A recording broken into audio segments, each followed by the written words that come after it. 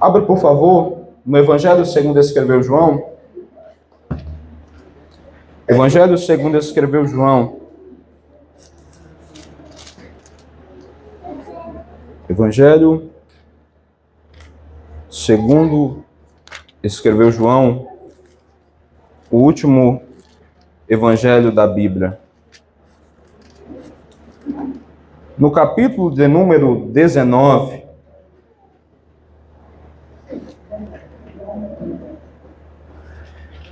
versos 29 e 30,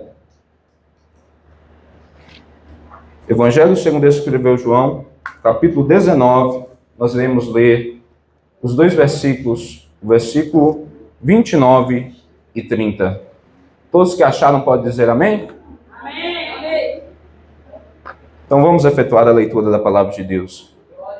Está escrito: estava, pois, ali um vaso cheio de vinagre, e encheram de vinagre uma esponja, e pondo-a num ensopo, lhe achegaram a boca. E quando Jesus tomou o vinagre, disse: está consumado. E inclinando a cabeça, entregou o Espírito. Amém. Senhor nosso Deus, meu Pai, acabamos de ler a Tua palavra. Senhor, fala conosco, no nome do Senhor Jesus. Amém. Podeis sentar em nome do Senhor Jesus, aplaudindo e glorificando ao nome do Senhor.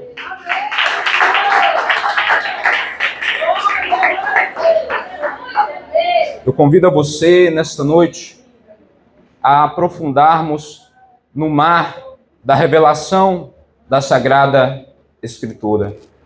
Porque todas as riquezas contidas aqui são para proveito e para o nosso ensino. Amém? Amém. Nós lemos um texto que retrata um dos eventos, um dos fatos mais importantes que a Terra presenciou, que é a crucificação do Senhor Jesus.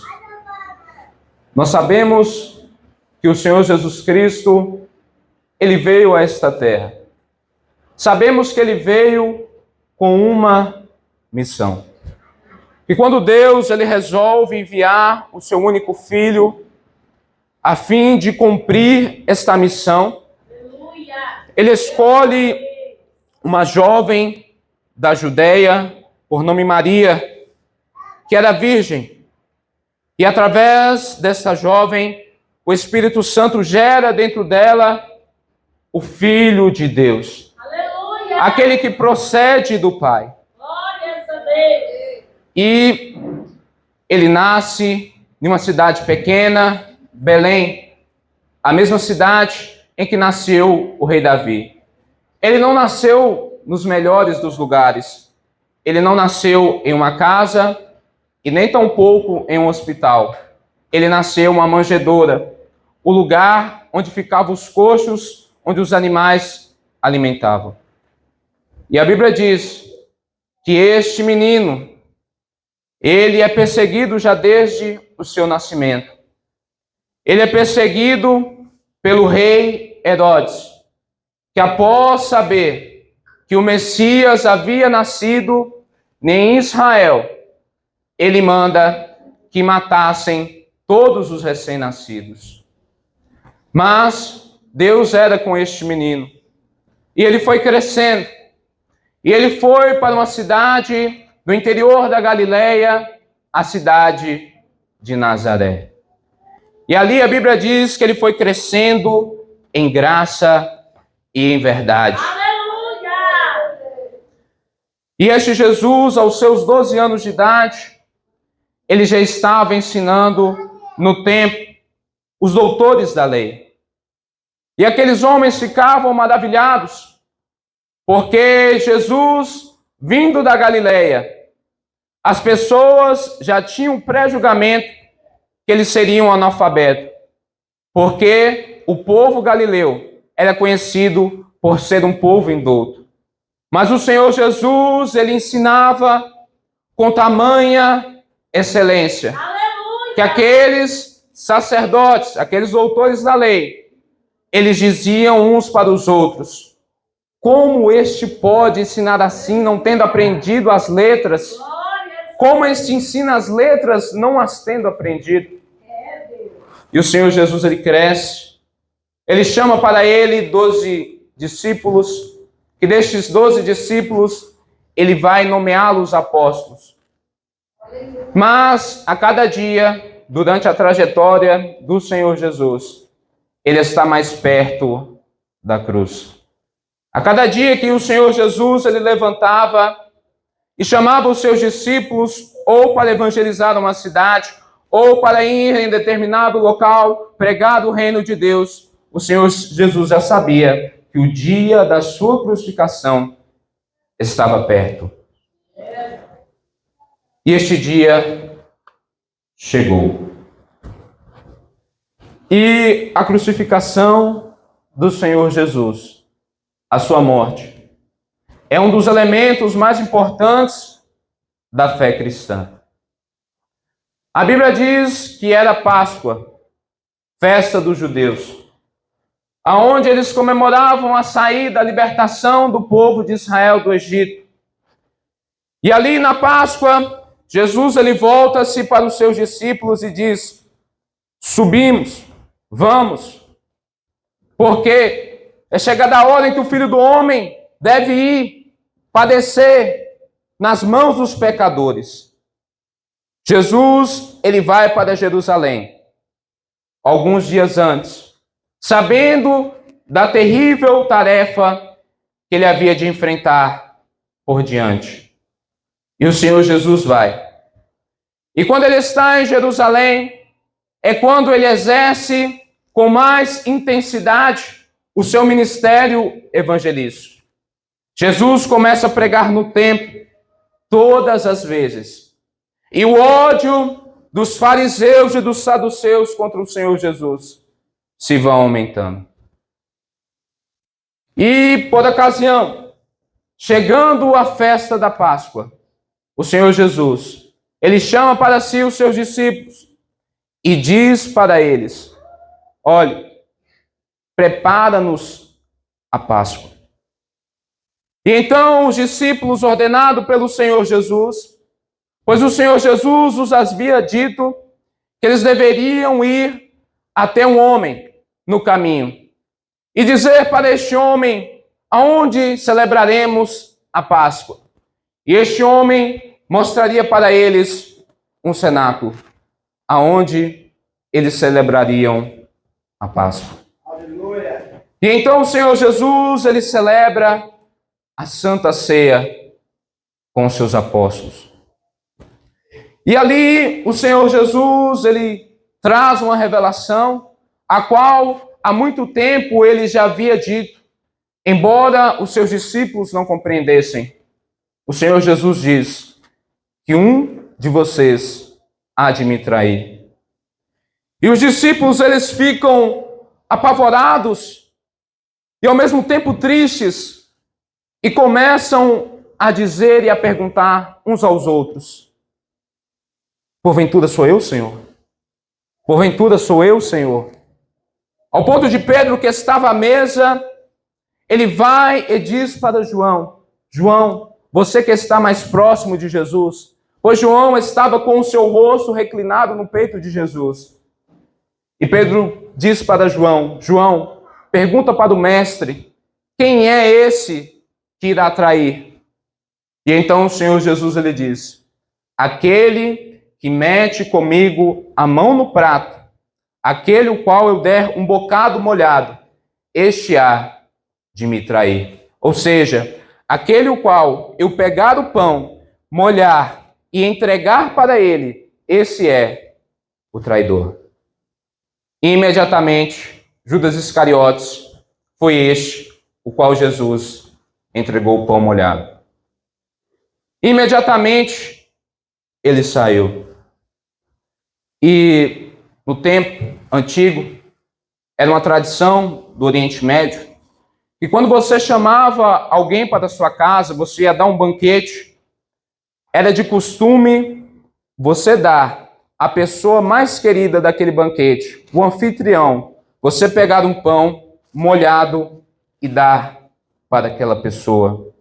O Senhor Jesus estava dizendo para Judas: Judas, mesmo você me traindo, mesmo você com seu plano maligno, eu quero te dizer que eu ainda te amo. E então, Judas sai e ficam apenas os 11 apóstolos. O Senhor Jesus então chama esses 11 apóstolos para irem a um determinado local, o qual já era de costume o Senhor Jesus ir com seus discípulos, no Monte das Oliveiras. O Monte das Oliveiras, ele está próximo às muralhas da cidade velha de Jerusalém, próximo ao cemitério muçulmano. É um monte alto, do qual você pode ver toda Israel, toda Jerusalém, melhor dizendo. Então o Senhor Jesus vai com seus 11 discípulos. E ele chega a um lugar chamado Getsemane. E então, Jesus, neste lugar, chamado Getsemane, ele começa a se angustiar em dor, a sofrer. A palavra Getsemane significa prensa de azeite. Pois ali, na verdade, havia também muitas oliveiras, muitos pés de oliva. Mas este nome faz referência ao sofrimento que Jesus iria enfrentar.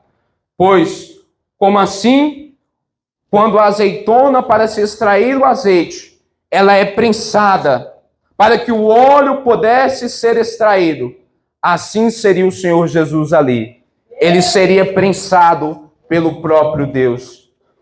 Aquele nome já era um nome profético, que ali o próprio Deus prensaria o seu filho e ele sofreria em dor.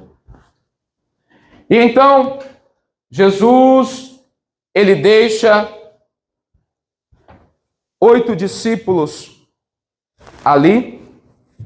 Ele fala para os seus 8 apóstolos o seguinte: ficam aqui vocês. E chama 3 para si: Pedro, Tiago e João. Os 8 ficam mais atrás, enquanto estes 3 vão até junto com o Senhor Jesus. E ali o Senhor Jesus, ele vai dizer algo que nunca o Senhor Jesus fez.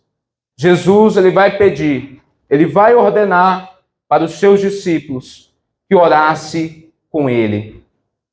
Jesus, você vai ver na Bíblia que em nenhuma outra ocasião, Jesus, ele pede para que os seus discípulos orassem por ele. Na verdade, sempre foi o contrário. Foi o Senhor Jesus que sempre orou pelos seus discípulos. Agora o Senhor Jesus, ele vai ordenar aos seus discípulos que orem juntamente com ele. Isso tem um motivo. O Senhor Jesus, ele diz: a minha alma está angustiada até a morte. Ficai comigo e orai. E novamente, Jesus, ele deixa aqueles 3 apóstolos ali e vai como um tiro de ar mais além no jardim do Getsemane. E ali o Senhor Jesus, ele ora. E a oração do Senhor Jesus, ele diz: Pai, se possível, passa de mim este cálice. E a Bíblia diz que Jesus, ele começa a suar grandes gotas de sangue. E na medicina, ela nos mostra que para uma pessoa suar grandes gotas de sangue, ela deve passar por um estresse, por uma tristeza tão grande, para que os poros da sua pele, para que os vasos da sua pele possam se romper e assim a pessoa suar sangue. Naquele momento, o Senhor Jesus passou por uma tristeza tão grande, tão imensurável, que ele suou sangue. ele viveu um momento de estresse. E ali a Bíblia nos diz, o evangelista Lucas nos diz, que Deus enviou o seu anjo para consolar a Jesus. Aleluia, Deus. Eu quero te dizer que, embora aquele anjo fosse até ali, ele não poderia livrar Jesus de passar daquele momento. Meu Jesus. Eu quero te dizer que tem ocasiões de nossa vida que Deus pode enviar até o anjo para nos consolar, mas ele não pode nos livrar de passarmos este momento. E então, o Senhor Jesus, ele repete a sua oração: Pai, se possível, parta de mim este cálice, passa de mim este cálice. Mas, se este cálice não pode passar sem eu o beber, não seja feita a minha vontade, mas a tua. Ali o Senhor Jesus não estava com medo de ser crucificado, não. Pois ali haveria uma separação entre o Senhor Jesus e o Pai, o qual nunca houve. Ali todos os pecados da humanidade seriam depositados no Senhor Jesus. Ali Jesus levaria toda ofensa, toda injúria sobre si. E a Bíblia diz que o pecado nos afasta de Deus. E então, o Senhor Jesus, ele levanta. E levantando, Jesus encontra os seus discípulos dormindo. E ele diz, especificamente para Pedro, vigiai e orai, para que não entreis em tentação, porque na verdade o espírito está pronto, mas a carne é fraca. Jesus volta novamente para orar. E ele ora. E então ele volta para os seus apóstolos, aqueles 3, e os encontra novamente dormindo. E o Senhor Jesus diz para eles: basta, é chegada a hora. E então ali no Monte das Oliveiras, os discípulos e o Senhor Jesus avistam uma grande multidão. E esta multidão vinha com porretes e espadas nas mãos. E esta multidão, ela vinha da parte dos saduceus e dos fariseus. E à frente desta multidão estava Judas Iscariotes. Judas Iscariotes, outrora, já havia combinado com eles que aquele o qual ele beijasse era este, prendei-o. E então Judas se aproxima do Senhor Jesus e o beija na face e diz: Rabi. Jesus, ele diz as seguintes palavras: um beijo traz o Filho do Homem. O que queres fazer logo? Faz logo, amigo. Repare que Judas estava fazendo algo terrível com o Senhor Jesus. Judas estava traindo o mestre. E eu te digo que a traição é um dos piores sentimentos que alguém pode ter. Porque a traição, você deposita todo o seu amor ou parte dele, seja em uma pessoa. E quando você é traído, quando você é vilipendiado, é uma dor terrível. E o Senhor Jesus sente esta dor. Jesus, ele poderia repudiar Judas, mas Jesus chamou Judas de amigo. O Senhor Jesus estava dizendo para Judas: mesmo você me traindo, você ainda é o meu amigo. E o Senhor Jesus, ele nos ensina algo importante. Por mais que as pessoas queiram o mal da nossa vida, queiram ver nós na lama, literalmente, mas nós não podemos retribuir com o mesmo sentimento. Aleluia. Mesmo aqueles que nos traiu, mesmo aqueles que jogaram a nossa confiança no chão, que não fizeram caso da nossa confiança neles, mesmo assim, nós devemos chamá-los de amigos. E então o Senhor Jesus, ele é abordado por aqueles oficiais. E o mais interessante, que aqueles oficiais, mesmo Judas o beijando, aqueles oficiais perguntam, quem é que é para levar? E Jesus diz, sou eu. E aqueles soldados, imediatamente, eles se ajoelham e ficam ali ajoelhados com temor. Porque eles sabiam que aquele homem não era um homem comum. Aquele homem era o Filho de Deus. E novamente eles perguntam quem é para levar. E então Jesus diz, sou eu. E então, aqueles soldados vão para prender a Jesus.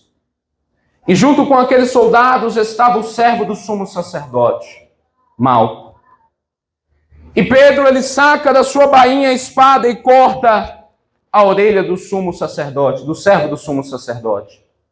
E então o Senhor Jesus diz para Pedro, Pedro, guarda a tua espada, porque não sabe aquele que a espada fere, a espada também é ferido.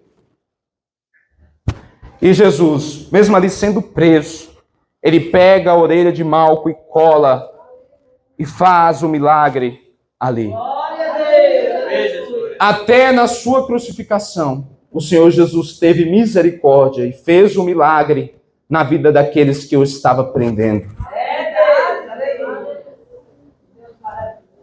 Mesmo nos momentos mais difíceis da nossa vida, nós devemos usar de misericórdia com as pessoas. Mesmo que as pessoas desejem todo mal para nós, devemos usar de misericórdia. Aleluia, Deus. Como o Senhor Jesus usou para com Malco. Verdade, Jesus. E então o Senhor Jesus, ele é levado até a casa dos sumos sacerdotes, Anás e Caifás. Até o chamado Sinédrio, que era a corte judaica, composta por 70 membros religiosos, que tinham a tarefa de julgar as leis e os fatos competentes à religião de Israel. E ali o Senhor Jesus vai, e Pedro o segue de longe. E ali Jesus, ele entra na casa do sumo sacerdote. E ali há diversas pessoas fazendo acusações contra ele. E então o sumo sacerdote, vendo as acusações, ele não tinha algo para acusar a Jesus, pois o Senhor Jesus era justo. Ele é justo, ele era inocente. Ele não havia feito nada contra a lei de Deus e contra a lei dos homens.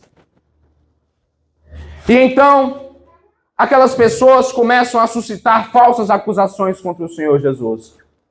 Ao ponto de uma delas dizerem, este disse que iria derrubar o nosso templo. O templo que Herodes reformou.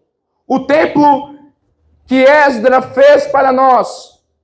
Este templo, o qual demorou anos para construir. Esse homem diz que vai derrubá-lo e construir ele em 3 dias. Este templo, que é algo sagrado para nós, este homem disse que vai derrubá-lo e construir em 3 dias. Mas quando o Senhor Jesus, ele disse isso, ele não estava falando do templo de Esdras, reformado por Herodes em Jerusalém, não. Ele estava falando do seu corpo, porque o seu corpo era o templo, o qual em 3 dias ele iria ressuscitar. E então, o sumo sacerdote, vendo que não havia acusação alguma contra ele, diz, vamos fazer o seguinte. O sumo sacerdote faz uma pergunta a Jesus.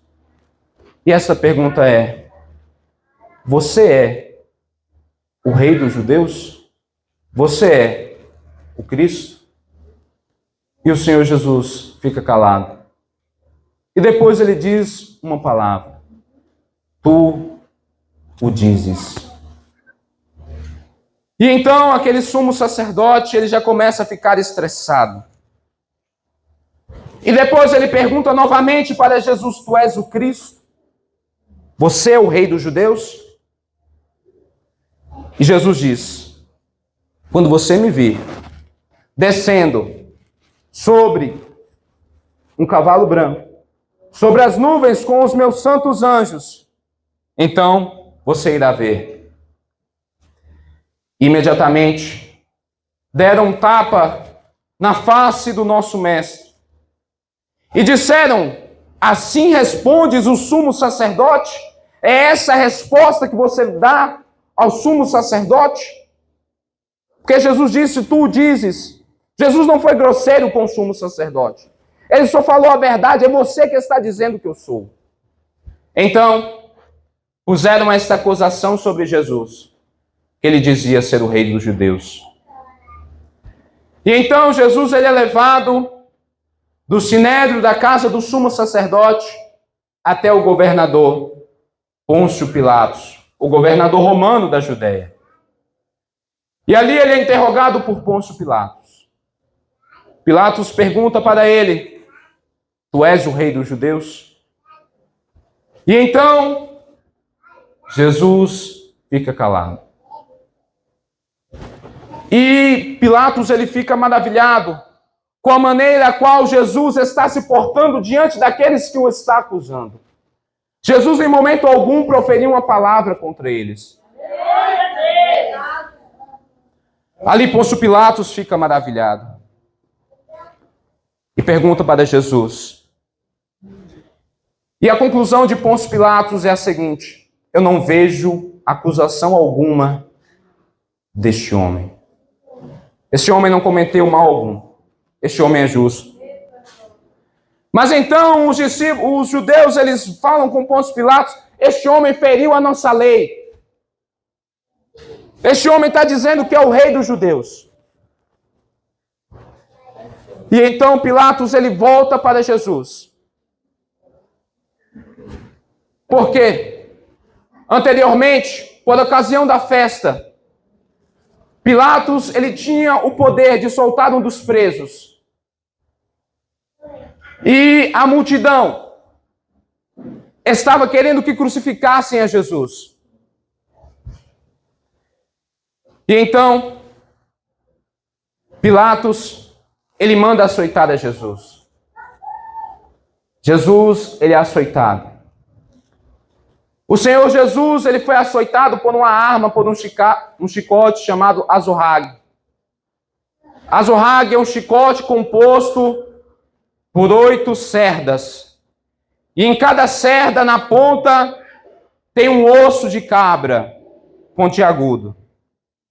De acordo com a lei judaica, com a lei de Moisés, alguém poderia ser punido somente com 49 açoites. Iremos fazer uma conta bem rápida. 8 vezes 9, 72. Depois, elevamos o 7. 8 vezes 4, 32. 32 mais 7. 39, 392 açoites. Esta foi a quantidade de açoites que o Senhor Jesus levou por mim e por você. Foi muito, não foi? E esses açoites, esse azorrague, ele deixava a pele na carne viva. E ali a pessoa sofria, agonizante. E detalhe, depois de ser açoitado, Jesus, ele ainda voltou para casa de Pilatos. E Pilatos perguntava a Jesus: olhe, você diz realmente ser o rei dos judeus? E Jesus ficou calado. E Pilatos usou de arrogância com o Senhor Jesus: você não sabe que eu tenho poder para te libertar ou te matar agora? E o Senhor Jesus, ele disse para Pilatos: Pilatos, você não teria poder algum sobre mim se do alto não lhe fosse concedido. Pilatos, Jesus estava dizendo para Pilatos: Pilatos, mesmo você querendo me livrar, você só está fazendo isso comigo porque foi permitido. Eu só estou passando isso que eu estou passando foi porque o Pai permitiu. Aleluia! Se eu quisesse, eu não passaria por isso, mas como eu quero, e o Pai também, eu estou passando. É verdade. E então, Pilatos sai para fora e diz: vocês querem que eu liberte esse Jesus? E a multidão, eufórica, diz: não, antes solte Barrabás e crucifica Jesus. Barrabás foi um amotinador. O amotinador significa aqueles que envolveram em rebeliões. Barrabás havia se envolvido em uma rebelião contra Roma e ali matado um homem e sido preso. Barrabás era um homicida. Muitas das vezes olhamos para Barrabás e dizemos: que homem cruel, que homem terrível. Como puderam soltar um homem desse e prender a Jesus, que era santo? Eu quero te dizer que todos nós aqui éramos Barrabás. Sabe por quê? Porque não era Jesus que merecia ir para aquela cruz. Éramos nós. Assim que quem merecia ir para aquela cruz era Barrabás e não foi, éramos nós que deveríamos ir até aquela cruz. Mas o Pai Celestial, ele disse: eu irei enviar meu Filho e vou libertar a humanidade, mesmo ela sendo pecadora, mesmo ela sendo incrédula. Era eles que deveriam pagar o preço, era eu e você que deveria morrer naquela cruz, de passar toda aquela humilhação. Mas foi Jesus. E então Jesus, ele segue. E a Bíblia diz que ele toma a cruz. As pessoas, os soldados deram a cruz para Jesus. E despiram as suas vestes, tiraram as suas vestes e poram uma tanga escarlate, ou seja, vermelha. E ali colocaram um saco na cabeça de Jesus e o batiam com um bastão. E com zombaria curvavam-se ao Senhor Jesus e diziam: Rei dos Judeus. E para passar disto, eles pegaram uma coroa de espinho e colocaram sobre a cabeça de Jesus. E ali diziam: Tu não és o Rei dos Judeus. E o Senhor Jesus passou tudo isso calado. Ele passou por mim e por você. Aleluia, Deus! Como ovelha muda ao matadouro, ele foi ali sofrendo. E Jesus, ele caminha a chamada Via Dolorosa. E ele vai até um monte chamado Calvário. Aquela cruz, ela pesava mais de 100 quilos. Ali, Jesus carregou aquela cruz. Aleluia, Deus! Glória a Deus! Imagine você açoitado, perdendo sangue, carregando uma cruz com mais de 100 quilos. Não é nada fácil. É extremamente doloroso, mas Jesus, ele fez por nós. E ele foi carregando aquela cruz, sofrendo, agonizando, para que nós não venhamos sofrer daquela forma. E então, Jesus, ele vai caminhando.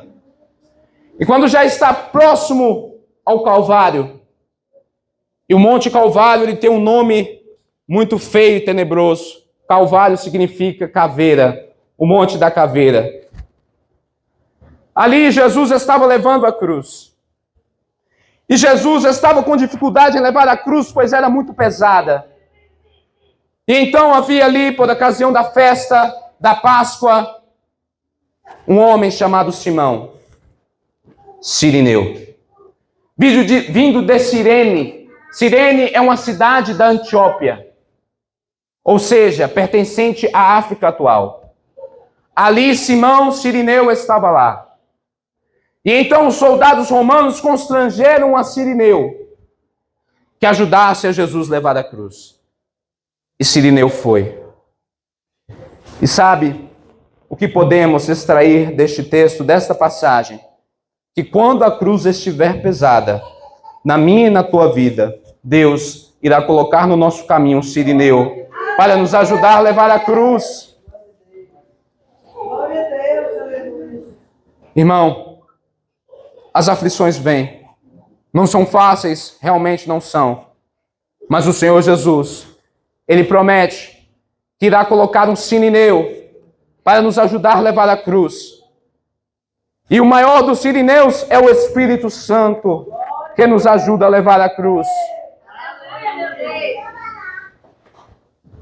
Jesus, então, ele é levado.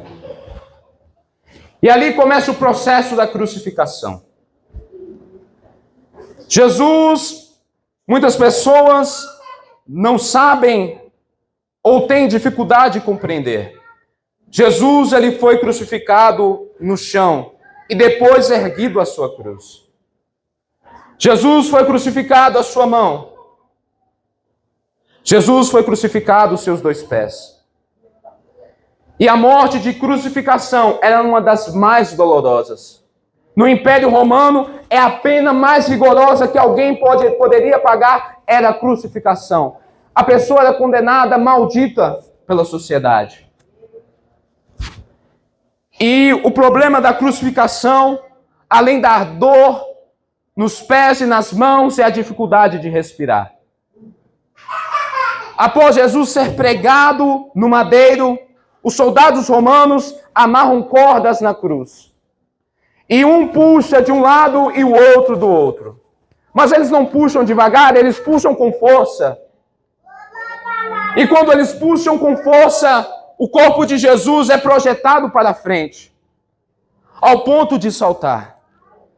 Neste momento, os braços de Jesus se contorceram. O seu peitoral foi para frente.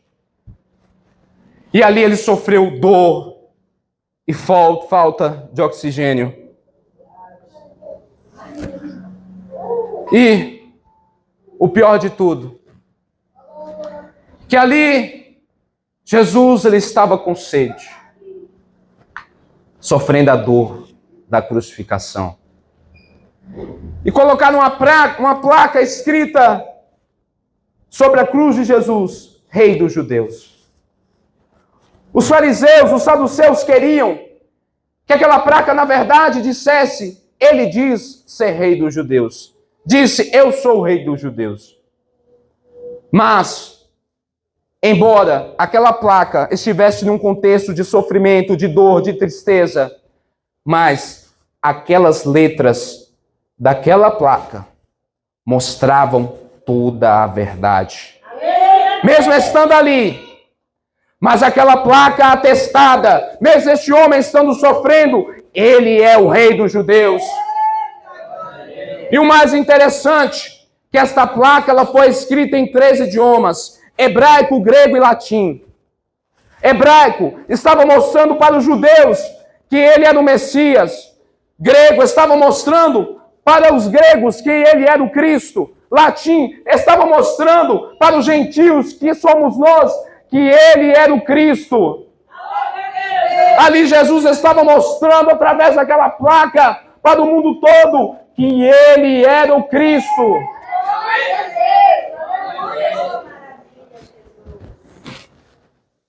E então, Jesus se depara com 2 ladrões, um à sua direita, outro à sua esquerda.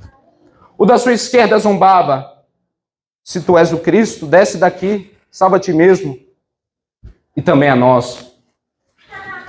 Mas então, aquele homem que estava à direita da cruz do Senhor Jesus disse para aquele ladrão blasfemo: porventura, ainda tu temes a Deus?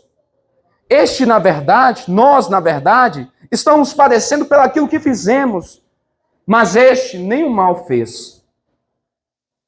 Então, o ladrão que estava à direita disse para Jesus: Senhor, lembra-te de mim quando entrares no teu reino.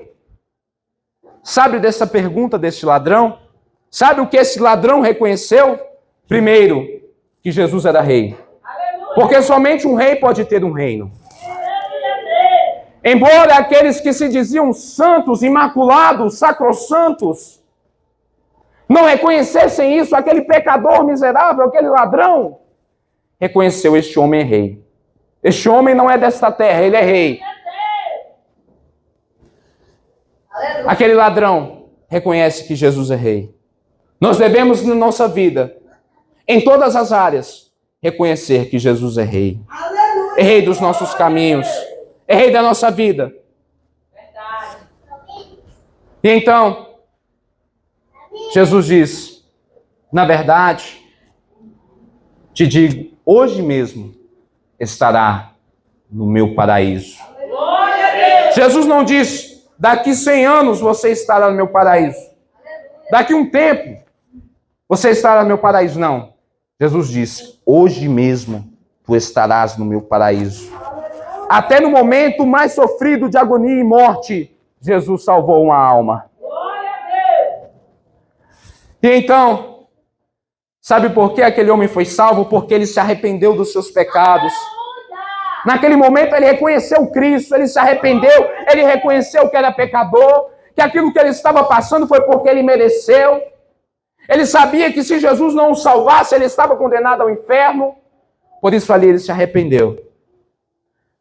E eu quero te dizer que Deus tem prazer em perdoar aquele que se arrepende dos seus pecados. A Bíblia diz que Deus pega os nossos pecados, quando nós nos arrependemos, joga para trás de si, joga no mar do esquecimento.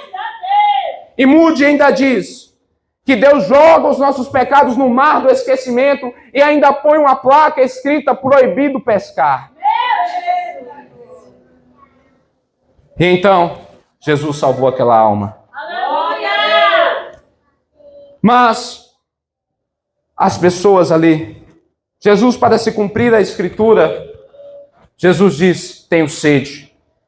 E então pegaram uma esponja, colocaram num caniço de sopo, que é uma planta que purifica, uma planta que os judeus utilizavam nas suas cerimônias de purificação, e leva até o Senhor Jesus. E eles pegam aquela esponja e mergulham no vinagre fel. Vinagre é ácido, azedo. O fel é o líquido biliar dos animais, amargo, que inclusive nós temos. Ele pega este líquido biliar, horrível, amargo, mistura no vinagre e leva até a boca do Senhor Jesus. Assim como o vinagre e o fel. O vinagre é ácido e o fel amargo. O preço do pecado, ele é amargo e ácido. Jesus, então, ele recebe e bebe a esponja. E então ele vira e diz: tetelestai, que em grego significa está consumado. E esta palavra tetelestai era quando uma pessoa devia um certo credor. E este credor, ele estava cobrando desta pessoa. E devia uma alta quantia. E quando a pessoa pagava a dívida, então o credor, ele escrevia naquela pessoa, nos arquivos, nos papéis, tetelestai, está consumado. Na cruz foi feita a maior transação bancária já vista. Nós éramos os devedores. O pecado era o nosso agiota. E Jesus era o nosso juiz, que ali isentou a nossa dívida, pegou a conta do pecado, levou sobre si, pagou a nossa conta, para que nós não devamos coisa alguma. Ao ponto do apóstolo Paulo dizer: portanto, agora nenhuma condenação há para os que estão em Cristo Jesus, que não andam segundo a carne, mas sim o Espírito. A nossa conta com o pecado já era, ela foi quitada pelo Senhor Jesus.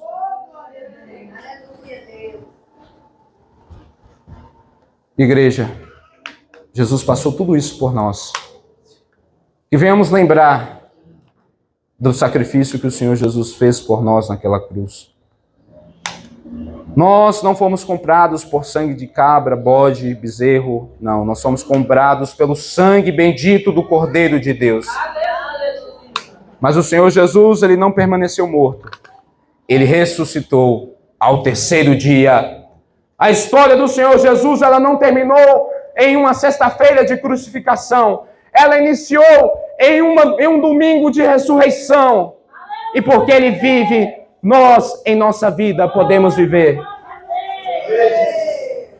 Igreja, se coloque de pé. Já está na hora já de fazermos o encerramento. Tem alguém hoje que quer aceitar a Jesus como único e suficiente Salvador da sua vida? Você que hoje ouviu a palavra de Deus e quer fazer um compromisso com o Senhor, alguém, você que viu que Jesus Cristo, através desta mensagem, sofreu por você.